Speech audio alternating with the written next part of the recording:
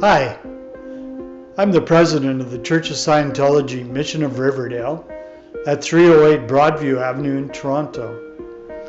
This is Sunday service number 55, and it's called Feeling Safe in a Dangerous Environment and Security. Now, do you find yourself feeling afraid and insecure about your future? You can do something about that. Today's sermon is based on a lecture given by L. Ron Hubbard, and it's called Postulate Processing, which means counseling to improve effective decision making.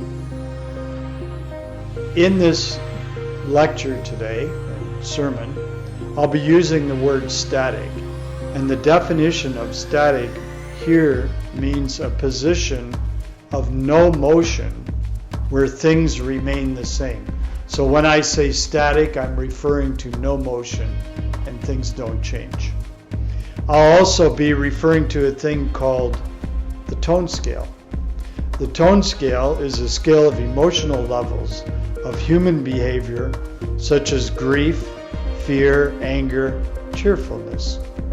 Now, you'll find on the tone scale you have different levels of motion and different levels of no motion in regards to the emotion of the person. With that, I'm going to now go over the reference with you, and it's called security. Again, it was written by L. Ron Hubbard, and it's from a lecture called Postulate Processing. A person has got to have position and security in order to experience. He thinks that. And so therefore, what he should do during his life is climb up to a point where he reaches static. So he feels that he should get to a point where there's no motion, and he doesn't realize that he's climbing toward astatic. When he gets to the static, why? It's the same as dying. So if you go about your whole life and your whole thing is to kind of stop everything and achieve a state of no motion, you're basically dying, or at the very end, the body is dead. So it's the same as dying, even though it means $5 million in the bank and 8 yachts and 9 fancy cars. So he's got all that, but he stopped motion. He became static. He's dying. He's hung with this stuff now, and he thinks from there he will be able to experience. Nope, he won't. He'll spend all of his time trying to maintain and defend his position if he gets into a static state where he is attacked by other individuals trying to experience. So the guy goes his whole life and he's thinking, I'm going to amass all these things, I'm going to get all kinds of stuff, I'm going to be able to retire a wealthy man. So he gets there and he thinks, then I can be static and I don't have to do anything. But other people are still creating things to be experienced. And he'll start to find he's experiencing those things. Like, you see it in our society. Some guy's very successful, he ends it, and then you find the media attacking that person, you find black propaganda being thrown around about them, etc. That's an extreme example, but that's basically what happens. So the way an individual can experience best is with empty pockets. It's kind of interesting, isn't it? So if you keep working and you have empty pockets, you keep creating, you creating. You get a bunch of things, you get a bunch of money. Well, create something so you can get rid of that and you can fill it up again. So the way an individual can experience best is with empty pockets. If you don't believe it, empty your pockets sometime and decide you're going to San Francisco or someplace. On nothing you'll experience. It's interesting. So try it. You can almost position an individual on the tone scale by discovering whether or not this individual is still seeking experience, or whether this individual is seeking a static of position and security. So you know the old saying, wow, you know, you got to get a good job, you got to settle down, you got to get a house, you got to have security.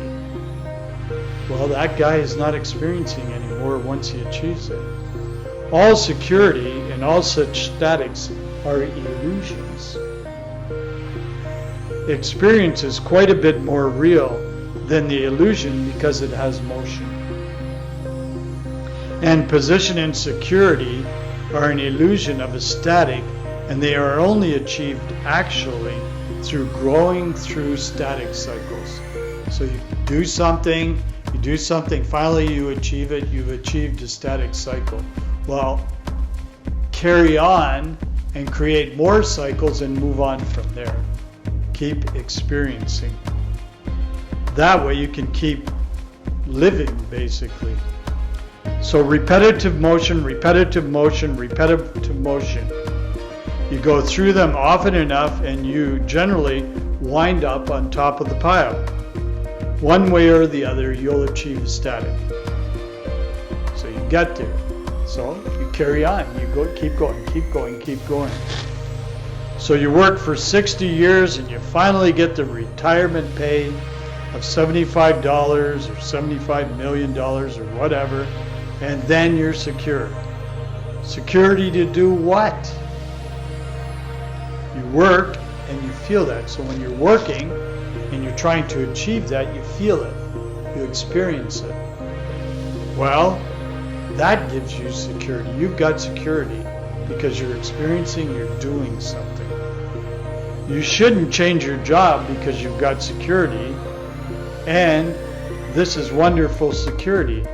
And you get along with the boss, you get along with the girls in the office, you get along fine. You know your job. You know everything there is to know about it, and one of these days you will be the assistant executive vice president to the teller's cage.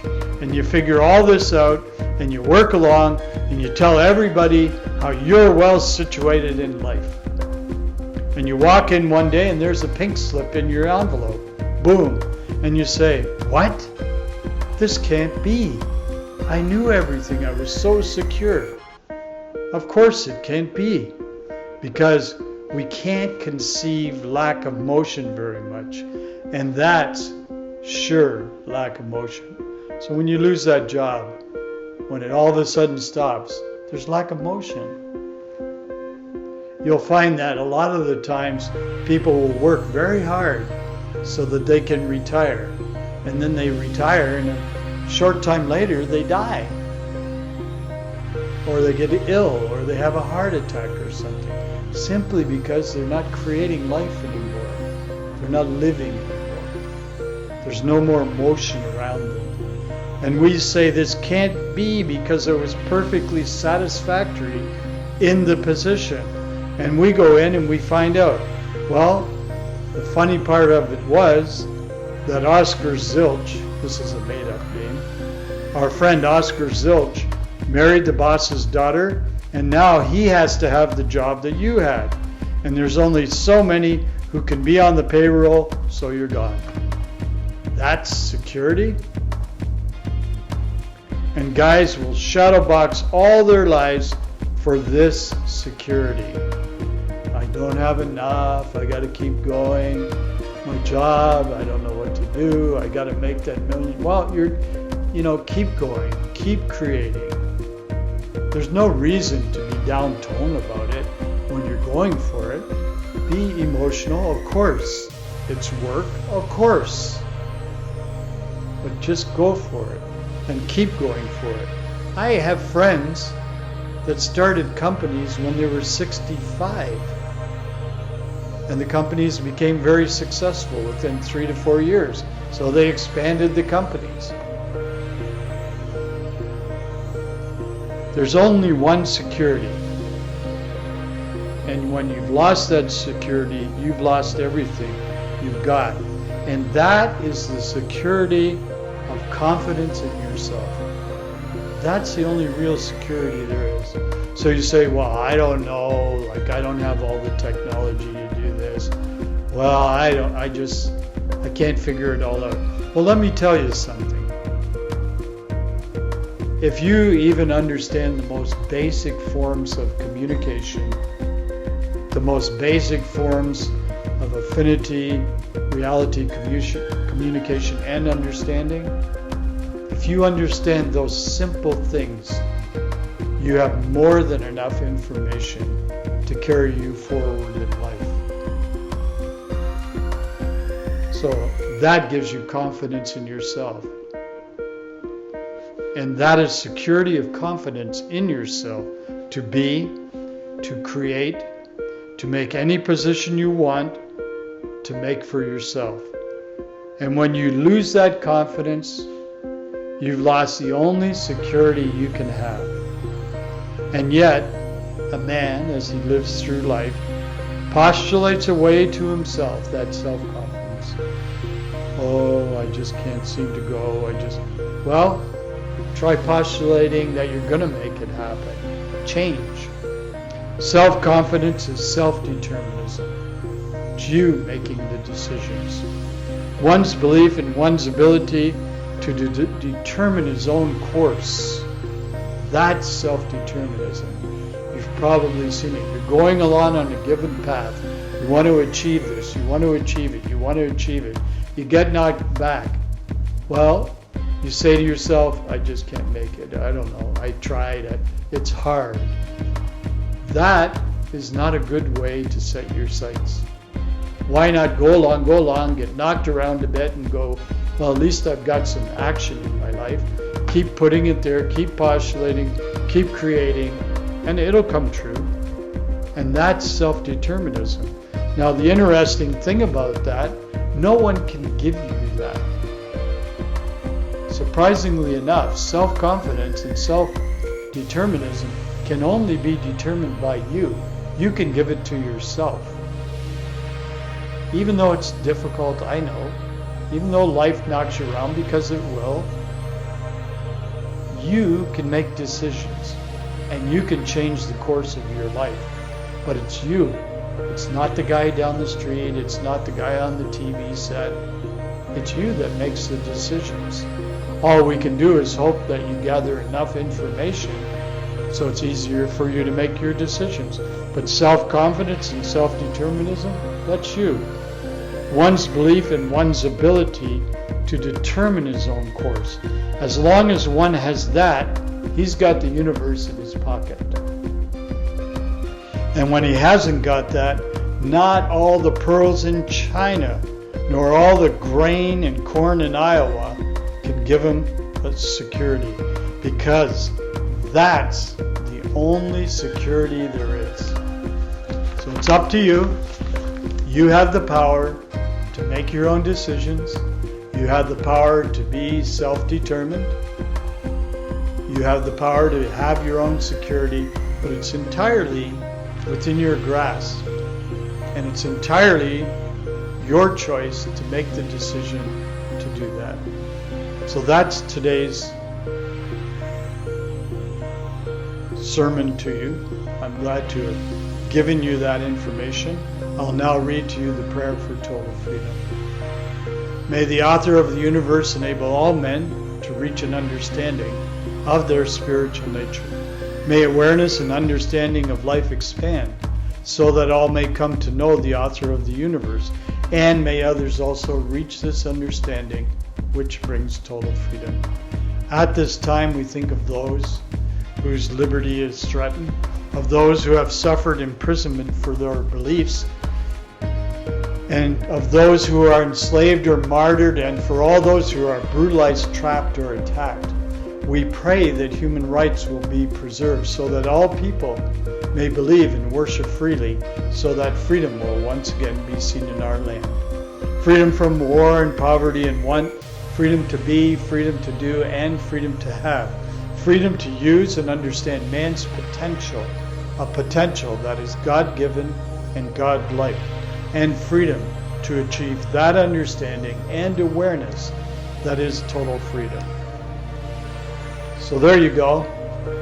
Today I gave you some information. You set the course for your own life. You're the decision maker on your own security. That may seem like, oh my God, what am I going to do? How do I do that? But at the end of the day, it's you that will set your sights. So set your own course for improvement. It's as simple as making the decision every day, moving towards it. Increase your self-confidence and security by learning about life. Read the Scientology book, The Fundamentals of Thought by L. Ron Hubbard. That'll give you information so that you can direct your life. And join us next week for more information on how to improve your life and help others. Thank you.